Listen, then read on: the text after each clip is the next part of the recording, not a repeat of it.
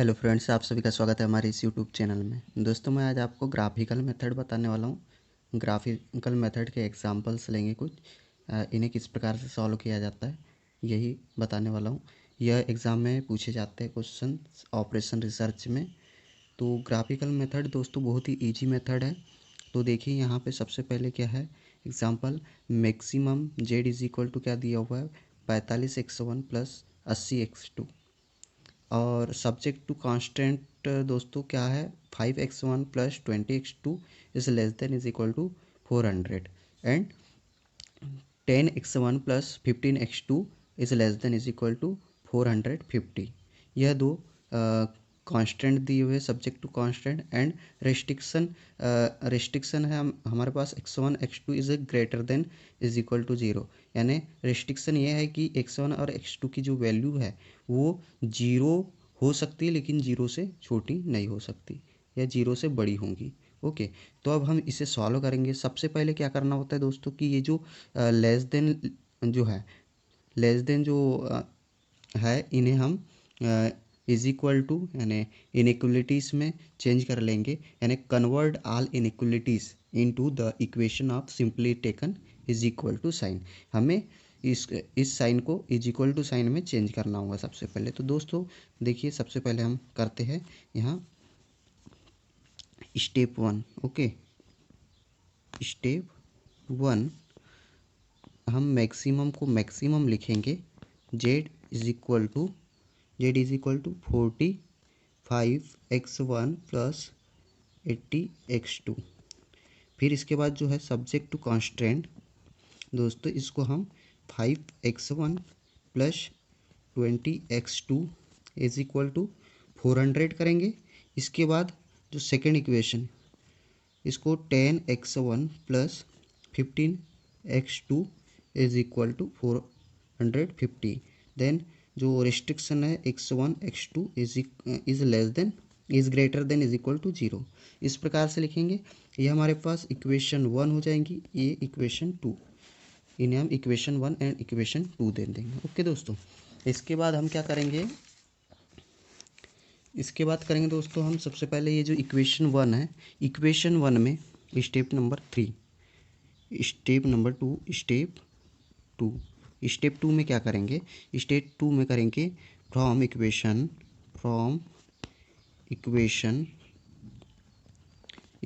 1 लेंगे। इक्वेशन 1 में क्या करेंगे, x1 का मान x1 इज इक्वल टू 0 लेंगे। x1 इज इक्वल टू 0 रखने पर तो क्या हो जाएगा, 5 multiply 0 plus 20x2 is equal to 400। तो इसका मान क्या आ जाएगा, ये 5 multiply 0 is equal to 0 and 10x2, तो x2 is equal to 400 upon 20।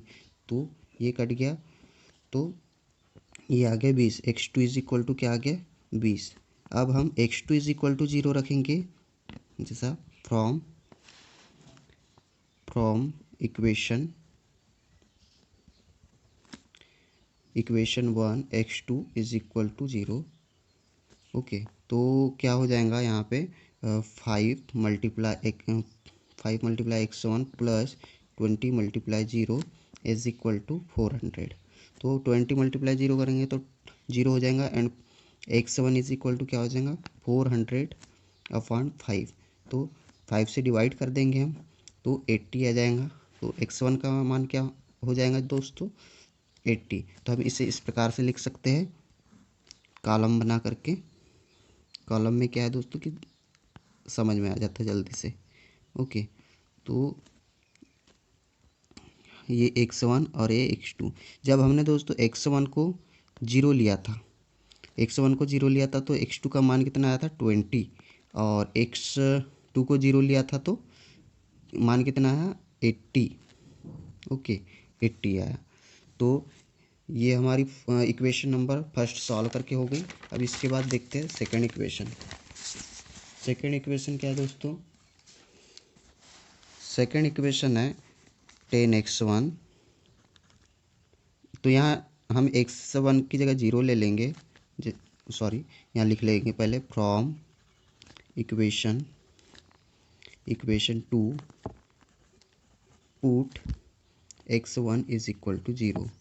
तो क्या हो जाएगा कि 10 × 0 plus 15 x2 is equal to 450। तो ये थी सेकेंड इक्वेशन। हमने 10 x1 इज इक्वल टू 0 रख दिए। तो x1 इज इक्वल टू 0 रखे तो क्या हो जाएगा x2 इज इक्वल टू 450/50। तो जब इसका डिवाइड करेंगे तो आंसर आ जाएगा 30। x2 इज इक्वल टू क्या हो गया 30। देन अगेन क्या करेंगे, फ्रॉम इक्वेशन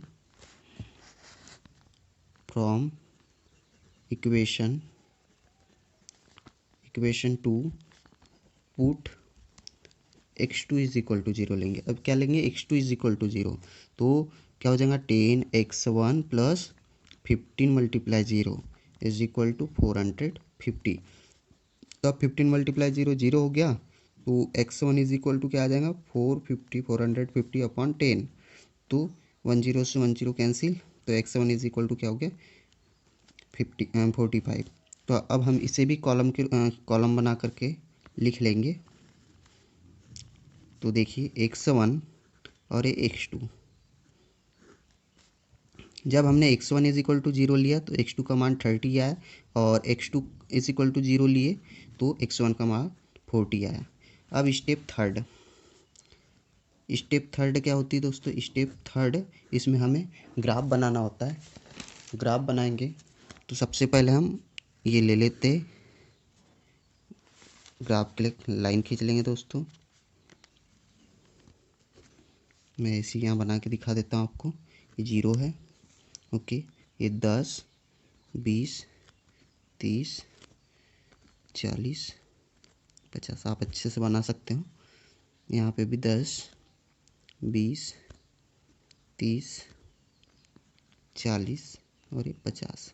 तो दोस्तों सबसे पहले हम इक्वेशन 1 से जो मान निकाले थे वो देख लेते हैं। इक्वेशन 1 से जो मान निकाले थे वो क्या थे हमारे पास दोस्तों, x2 इज इक्वल टू 30 था और x1 इज इक्वल टू, एक मिनट देख लेते हैं। अच्छा, x1 is equal to 20, x2 is equal to 20 और x1 इज इक्वल टू 80। तो यहाँ पे हमको थोड़ा सा बढ़ाना पड़ेगा, ओके।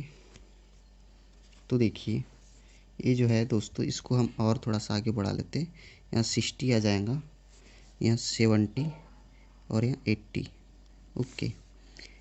तो देखिए यहाँ पे हमने इक्वेशन 1 से जो मान निकाला था तो वो था x1 इज इक्वल टू क्या था 80 and x2 is equal to दोस्तों क्या निकला था 20। x2 इज इक्वल टू 20 निकला था, तो हम ये 20, ये है x2 और ये x1, ओके। x1 और x2 दोनों लाइन को दे दिए। तो ये x2 ये 20 पे ड्रा करेंगे हम, और ये 80 पे करेंगे। x1 पे कहाँ पे आया था 80 पे। तो हम यहाँ से हम लाइन खींच देंगे सीधी, ओके। ये लाइन खींच दे 80 से जा रही है, ओके। अब हम देखेंगे इक्वेशन नंबर 2, x1 का मान आया था, x1 इज इक्वल टू 45, तो यहाँ 45 पे ड्रा करेंगे। एंड x2 का मान आया था 30, तो यहाँ ड्रा करेंगे। तो यहाँ से हम लाइन खींच देंगे, ये लाइन खींच दिए। अब दोस्तों फ्लेक्सिबल रीजन निकालना होगा हमें। फ्लेक्सिबल रीजन निकालेंगे, यहाँ पे एक ड्रा कर देंगे। जब हम फ्लेक्सिबल रीजन निकालेंगे तो ये फ्लेक्सिबल रीजन हो जाएगा, क्योंकि दोनों लाइन का जो फ्लेक्सिबल रीजन है ये यहाँ पे बन रहा है, ओके दोस्तों। तो हम अब ये वाले पॉइंट की वैल्यू निकालेंगे कि भाई पॉइंट क्या है, ओके। तो कोऑर्डिनेट पॉइंट क्या है, इसको हम विलोपन विधि से भी सॉल्व कर सकते हैं। इक्वेशन 1 और इक्वेशन 2 को विलोपन विधि से सॉल्व करेंगे तो हमें कोऑर्डिनेट पॉइंट मिल जाएगा। तो आप सॉल्व कर सकते हो। तो ये पॉइंट पी है और इसकी वैल्यू क्या आ जाएंगी 24 और 14। x1 का मान 24 और x2 का मान 14 आ जाएगा। तो इसके आगे दोस्तों फिर स्टेप 4 क्या है, स्टेप 4 हमें सारणी बनाना पड़ेगा। स्टेप 4 तो हम यहाँ पे लिखेंगे एक्सट्रीम पॉइंट क्या है दोस्तों, एक्सट्रीम पॉइंट 0 A P और D। अब कोऑर्डिनेट पॉइंट कोऑर्डिनेट पॉइंट क्या थे हमारे पास,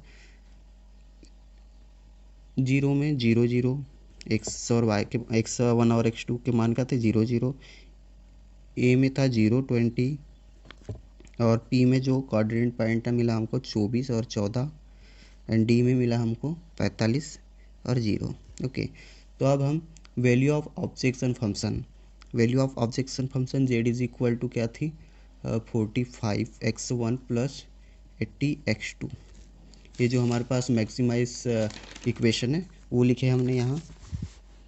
अब हम दोस्तों ये वाले मान हम इक्वेशन में रखेंगे, इक्वेशन में जैसे 0 0 रखे तो मान आ जाएगा z इज इक्वल टू 0। अब x1 का मान 0 रखे और x2 का मान 20 रखे तो z इज इक्वल टू क्या आ जाएगा 1600। ओके, फिर 24 x1 का मान रखे और x2 का मान 14 रखे तो क्या आ जाएगा 2200 आ जाएगा। फिर यदि हम 45 और 0 रखेंगे तो क्या आ जाएगा 2025। तो दोस्तों यहाँ पे मैक्सिमम वैल्यू क्या है, सबसे ज़्यादा वैल्यू कौन सी 2200, तो हम इस पर स्टार लगा देंगे। तो सिंस वी हैव